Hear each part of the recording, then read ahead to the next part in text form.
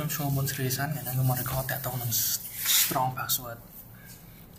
ញ្ចឹងជាដំបូងខ្ញុំសូមធ្វើការ update sudo មួយសិនដើម្បីយើងបាននៅ last test របស់ sudo បន្តមកទៀតខ្ញុំសូមធ្វើការ install នៅpassword quality library របស់យើងគឺ sudo apt install libpam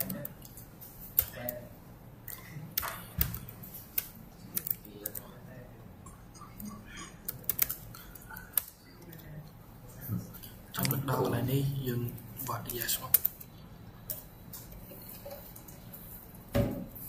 ចឹងបន្តមកទៀតខ្ញុំបាន install ហើយបន្តមកទៀតខ្ញុំចូលទៅconfiguration file របស់វាគឺ /etc/pam.d/common.password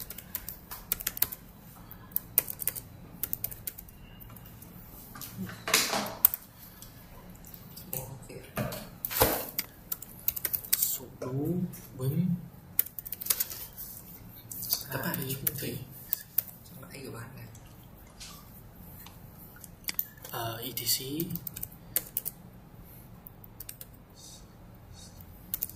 security/pw quality.config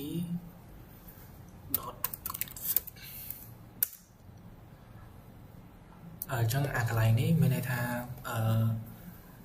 the new password ហ្នឹងវាអត់ត្រូវ identical to the old one ហើយបន្តមកទៀតកន្លែង mainland នេះមានន័យថា minimum ប្រវែងរបស់ password ធ្វើម៉េចឲ្យមាន8 character បន្តមកទៀតដល់ decredit ហ្នឹងគឺយើងត្រូវដាក់លេខ1អញ្ចឹង decredit ហ្នឹងមានន័យថា require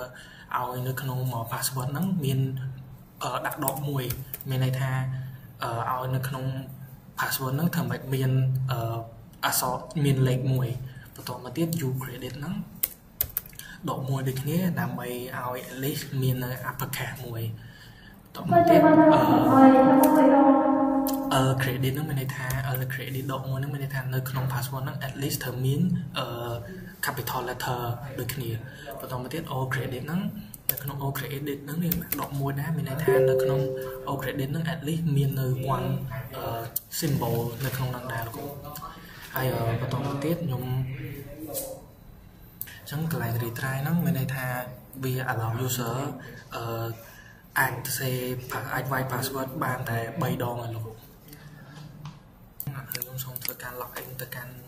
user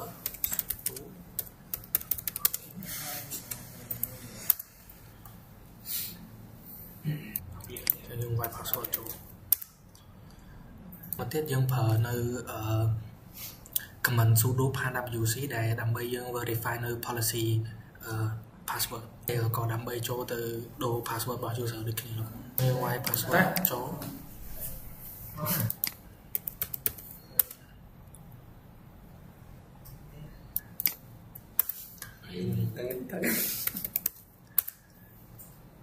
ហើយត្រង់ឲ្យអស់ហើយ1 2ចឹងកន្លែងនេះវាប្រាប់យើងថា new password ហ្នឹងគឺ bad password ដែល password ហ្នឹង is shorter than 8 character ចឹងឥឡូវខ្ញុំដាក់ឲ្យច្រើនជាង8 character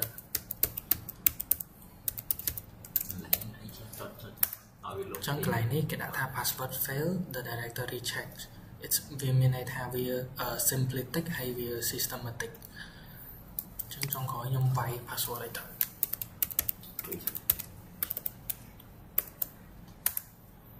ចឹងនៅពេលដែលយើងវាយ password ដែលត្រូវលក្ខខណ្ឌមកវានឹងឲ្យយើង retype នៅ password ដែលយើងវាយមុនហ្នឹងចឹងគឺយើងវាត់ថា password update successful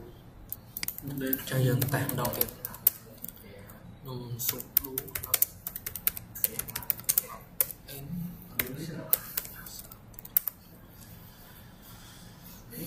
ចឹងខ្ញុំវាយ password នៅដែលខ្ញុំកំណត់ខ្ញុំនឹងវាយ password នៅពេលដែលខ្ញុំកំណត់មុនហ្នឹងចឹងមានន័យថា password មុនហ្នឹងខ្ញុំអាចដាក់បានហើយចឹងវា welcome នៅ user របស់ខ្ញុំ ចឹងជាចុងក្រោយខ្ញុំសូមអរគុណលោកគ្រូវីដេអូ strong password របស់ខ្ញុំមានតែប៉ុណ្្នឹង